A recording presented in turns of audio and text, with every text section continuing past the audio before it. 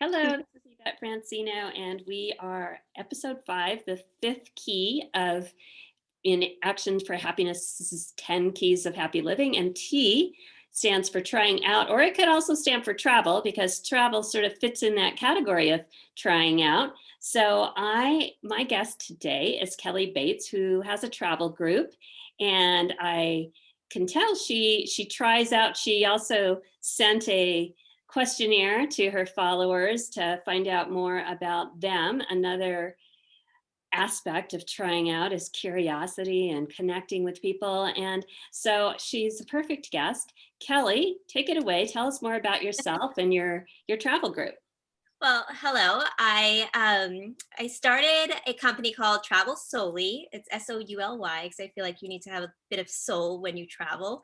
Um, I started it in 2017 when I was laid off from a job at a tech startup, which was the job I would have stayed at for the rest of my life. Unfortunately, the company went under, and I had a conversation, like a very candid conversation with my CEO, who I supported directly. And I said, what do you see for me? He's like, Kelly, honestly, you hate being an assistant. Just get out there and do something you love. And I said, well, I've been an executive assistant for all of my life. So what do you mean just get out there and do something I love? And he's like, listen, you love travel. Find something and travel. And it was just him telling me that sparked this like desire in me immediately, and almost overnight Travel Souly was born. I mean, I had the website name, the actual like website, like beginning stages. I mean, I didn't even know what I was doing at all, but within 3 months I had the company and it was ready to launch, and it just kind of snowballed from there. um, that said, it's not that easy to just start a company, especially when you're not filthy rich. So I continue to work as an executive assistant to not only fund my life, but also fund the company and fund the trips as well. Um, but it's been an amazing ride, and I'm only excited to see where it goes from here. Um, so far, we went on a trip to Iceland, which was just an amazing experience, and I highly recommend it for anybody who hasn't been. We went to Ireland and Scotland. I took a group of women up Mount Kilimanjaro, and we actually summited, all of us, and it was during a blizzard, which was totally unexpected. And I'm just so proud of everybody that did it with me. And especially the fact that we didn't fall up the mountain and die because it was really that bad. Uh, I'm surprised they don't hate me, but we actually are all very good friends ever since, and it's been amazing. Um, and then coming up this year, I have a trip to Moab, which is going to be incredible, and also another trip to Jackson Hole. And I'm keeping things in the United States and more around the outdoors, because I feel like we've been locked up in COVID for so well because of COVID for so long, that we all have this desire to just get out there and be in the outdoors. Mhm. That's kind of where we are right now. Where are you based? Where do you live? So I'm in New York. I live in the city. I have a tiny little apartment in Gramercy, which I love. But I will say, after COVID, I'm ready to move out of the city. it's it's just a place where you can't really Yeah, get I hear away. the siren in the background, sort of like a a, a little The oh sirens. yeah. So it's just like a sound effect that we could have put in there to go with New York, I guess. It's perfect timing. And unfortunately, I mean, I just hear it all day that I don't even recognize it. I have no idea that it's even happening. Yeah, yeah. So are you right in the city then? I am, yes. Oh, So it's kind of center, I would say, but closer to downtown, ah. Well, right by the Flatiron Building. ah. Well, I live by different Flatiron Mountains here in Colorado, and so not really very far from Moab. Moab is one of the places that I've been several times. It's gorgeous. Have you been there before? Not yet. No, I'm very excited to go, and we already have 10 women confirmed on the trip, which is amazing. It's like the biggest group of women that I've had so far, Mhm. and it's still growing. I'm gonna have to cut it off soon. When is the trip? June 24th. It Okay. starts the 24th through the 27th. And we're going to do the Arches National Park, the canyonlands. We'll do some canyoneering, stand up paddleboarding on the Colorado River. It's going to be really a lot of fun. And on top of it, there's a lot of downtime to just hang out at the ranch, which Mhm. is where we're staying. And they have, hiking and their own little vineyard. So it's just going to be a nice balance of adventure, exploration, and relaxation. Yeah, perfect.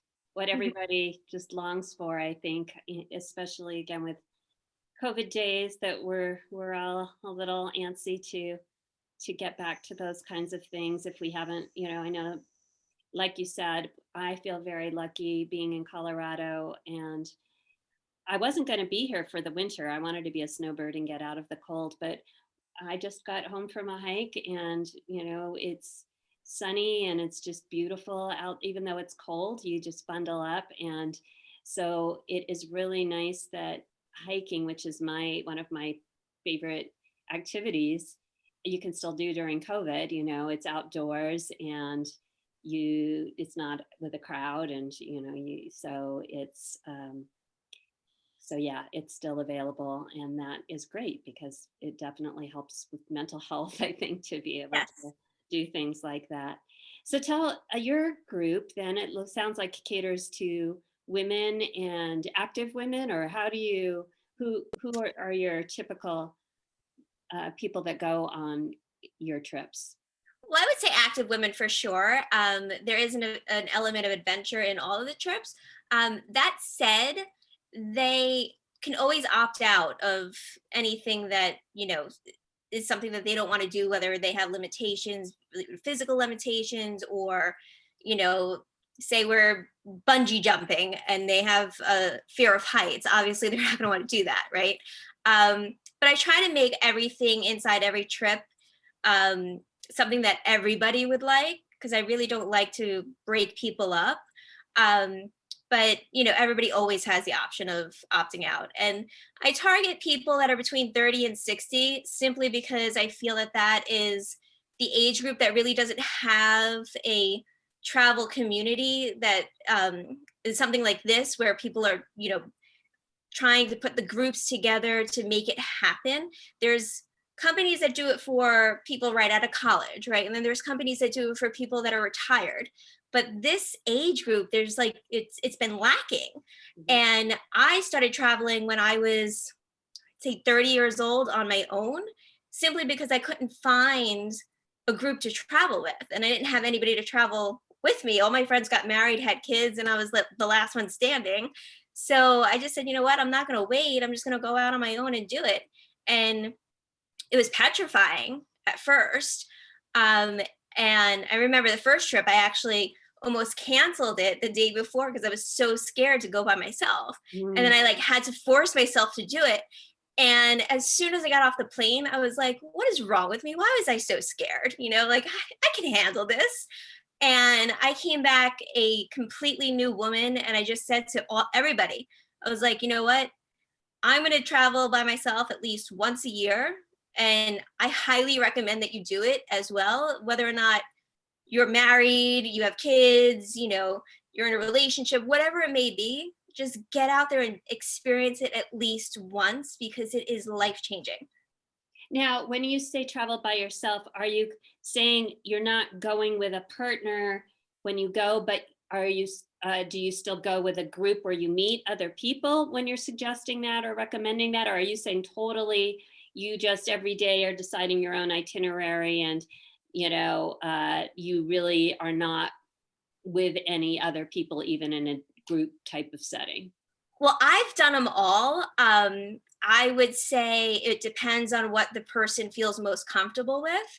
My first trip I ever went to was Costa Rica, and I stayed at a retreat that it was like it was inside a rainforest, and it was these little huts, and they were absolutely beautiful. But you felt like you were inside this rainforest. And I stayed by myself, and I did yoga twice a day. The only person that was there with me was this woman I met in this woman that I met there who's from Canada, and we were in the same little group. So we did yoga every day, and then we had our little excursions that, one of them was on the same time. The others was I was by myself. So I ended up like on the beach horseback riding, and it was just me and the guide, and he didn't speak any English whatsoever. And like I was petrified because at one point he busted out a machete, and I was like, oh my God, I'm gonna die. He's gonna kill me. And he was just literally cutting the vines in the forest so that they wouldn't hit me in the head. And I was like, I'm just terrible that I even thought this guy was gonna, kill me because we're in a forest. So it's those things that I think like we have these little fears inside our heads that get the best of us, and at the end of the day we can laugh about it. But then like I've gone on other trips where there are groups and you can join in like group activities. So one example was I went on a cruise all throughout the Mediterranean, and there was all these excursions every single day. And sometimes I was with same people, and other times I was with different people. But you make friends along the way. We're all staying on the same boat. So we had dinner together and got to know each other and stayed in touch after the trip, which was very nice. Then there's like trips that I've gone on where I booked everything on my own to do all different sort of tours. And there's not one person that I ran into again from like one tour to the next, but at least I got to see the entire city that I was exploring. But one thing I would recommend to anybody that is traveling by themselves is really research it and book things in advance, because you don't want to show up somewhere and want to do something and it's sold out. And, that might be the highlight of your trip. And, you might not even make it back to that place ever again. So there are things that like really stand out in every place, and it's all individual, because it depends on what your likes are, right? But if you don't book it in advance, then there's a chance that you're not going to be able to get whatever it is, get to whatever it is. But all of that is also the reason why I created my company, because I felt that people feel that there's a little bit more comfort in traveling within a group, especially if they've never traveled solo. Mm-hmm. So if by creating that group environment, if that makes people want to travel more because they feel the comfort, then I'm happy to do it. I really like the name Travel Souly. And tell me if I'm wrong on this, but for two reasons. Is that the Souly sort of a different way of saying alone as well as with soul, or is this, I don't know if it was that double meaning or not, but I love the soul part of it. I don't know if you saw, there's a Disney movie out called Soul, which I just absolutely love. Have you seen that? I've heard of it, but I haven't seen it yet. I'm excited to see it though. Yeah, it's a great movie. But yeah, I mean, I love the idea of traveling with soul, and also, but I don't know if the solely is meant to be a play on the words with solo as well. Is that true or not? So it's funny how it all came about. When I first started looking for a domain name, everything with travel was taken already. So I was just going in there like, what can I find? And I spent probably a good hour and a half to 2 hours.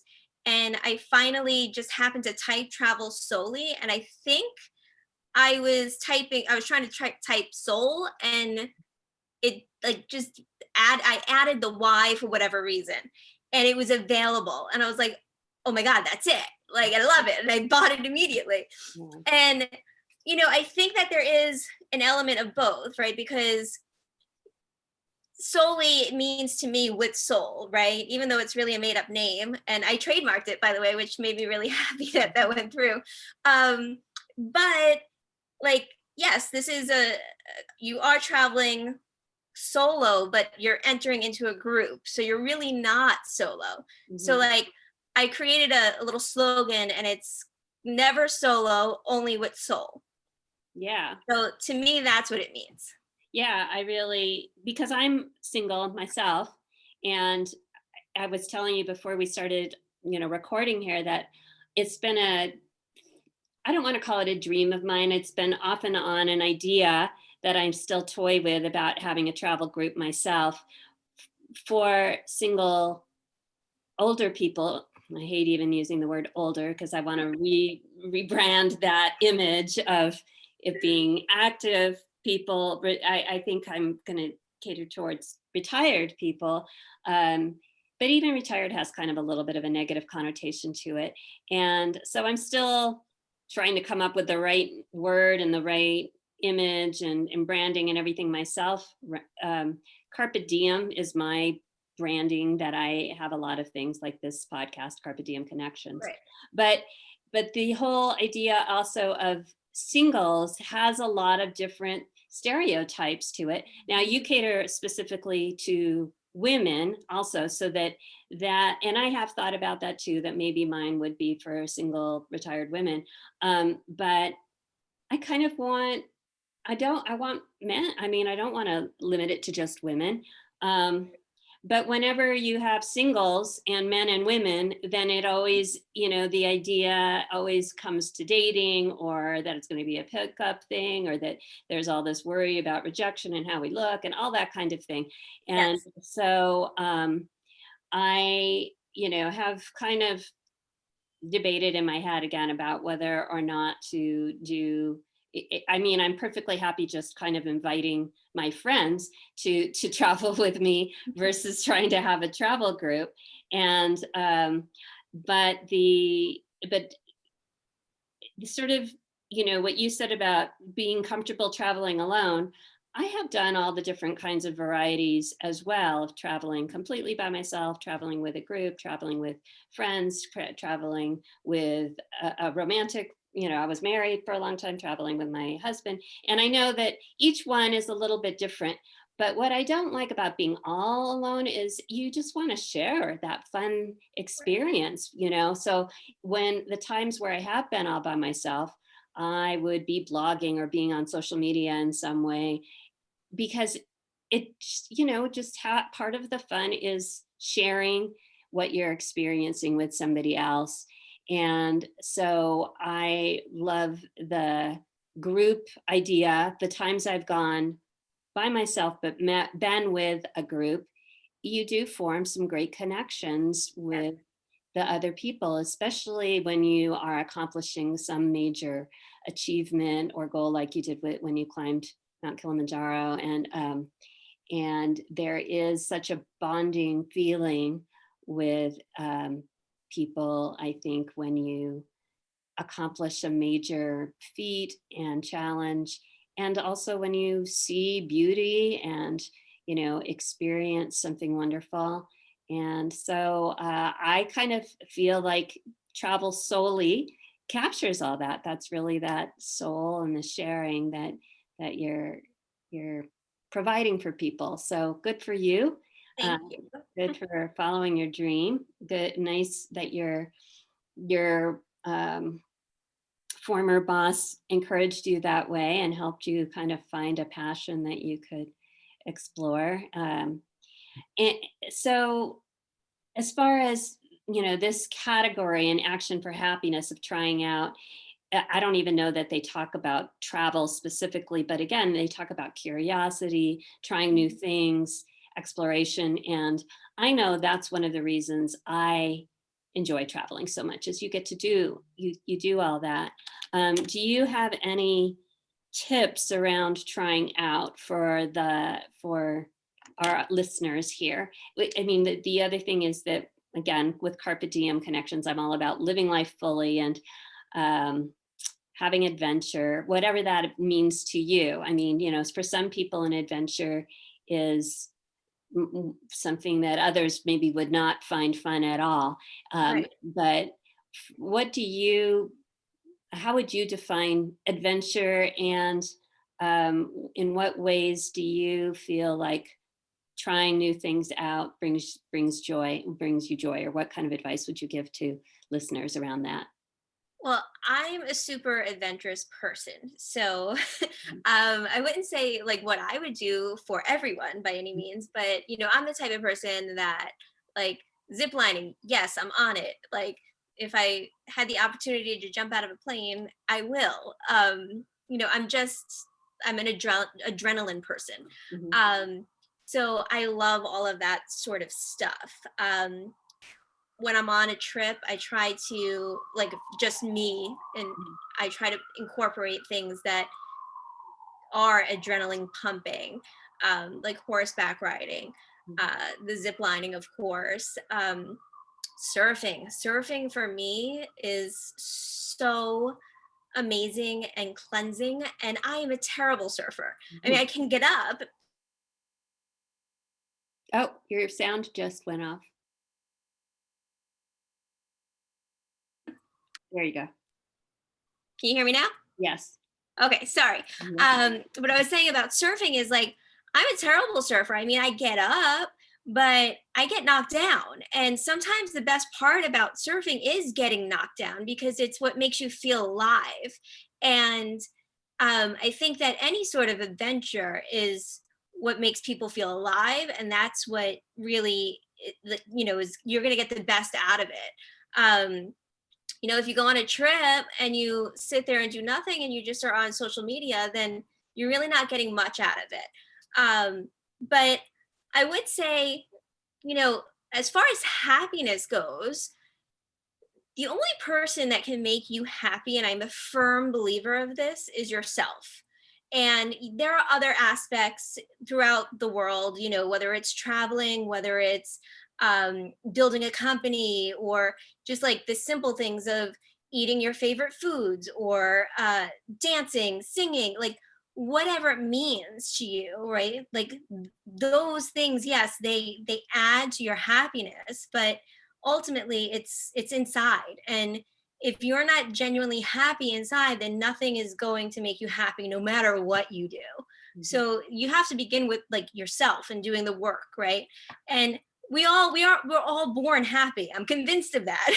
And there's things that we incorporate in like in our life, or things, tragedies that happen to us, that the way we deal with it, whether or not we dwell and we don't move on, and we have this negative headspace, and whatever that would make us not happy, right?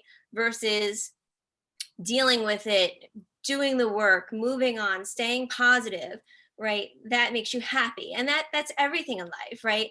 Life's a roller coaster. So sometimes we're going to be so like on the lowest low, and we still have to pick ourselves up and do what we need to do to get happy again, right? And you're allowed to be upset, and I wouldn't say depressed, because like to me that's a clinical thing, and there if you are depressed, you do need medication. um but if you're sad and you're lonely, you got to do things to get you to the place where you can be happy again. So for me, travel is a huge thing that makes me happy. It's like the thing that I need. It's my drug. Mhm. I mean, honestly, for me, there's no happier place in the world than on an airplane. And I know that sounds insane, but as soon as I step on a flight, I'm like, here I am. I miss this place. And I'll go on a flight that can be 20 hours long, and like two connections. And I'm still like, I'm here, I'm on my flight. And everybody that I know is like, that's the most miserable place in the world. I never want to be in airplanes. So things are different for everyone, is ultimately what I'm saying. But I think like as far as traveling goes, you know there's things that you want to do, there's places that you want to see, right? And sometimes those places might not be the places that other people in your life want to see, right? So does that mean that you're never going to go see that place because the people in your life don't want to see it? No, get out there and go see it. I mean, we only have one life to live, and if COVID has taught us anything, it's that life is really, really, really short. And if you have the opportunities to make things happen that you really, really want to happen, then just go out and do it. Obviously we're limited right now for travel.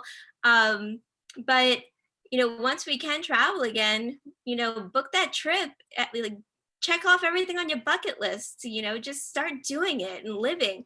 And I feel as once you start doing the things that it is that you want to do in your life and you start making those checks, that's like where you just become happier and happier and happier, because it's just it's fulfilling. Even if you failure I to think, me is honestly, it's a stepping stone to making anything successful. And honestly, some of my biggest failures have led to me being the happiest person in the world.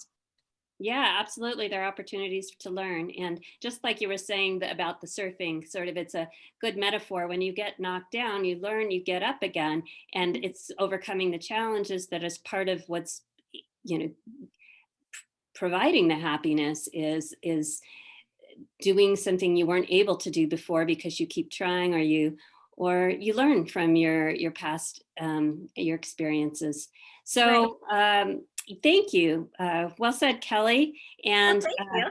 I am going to sign off for today, but thank you so much for joining me. This has been very informative. I'm going to continue to have to pick your brain about the whole Travel Solely and your experiences there, and maybe join you for a trip sometime soon. That So, would be wonderful. well, Absolutely wonderful. take care. Thank you so much. I appreciate it. You too. Carpe diem. Bye bye. Bye.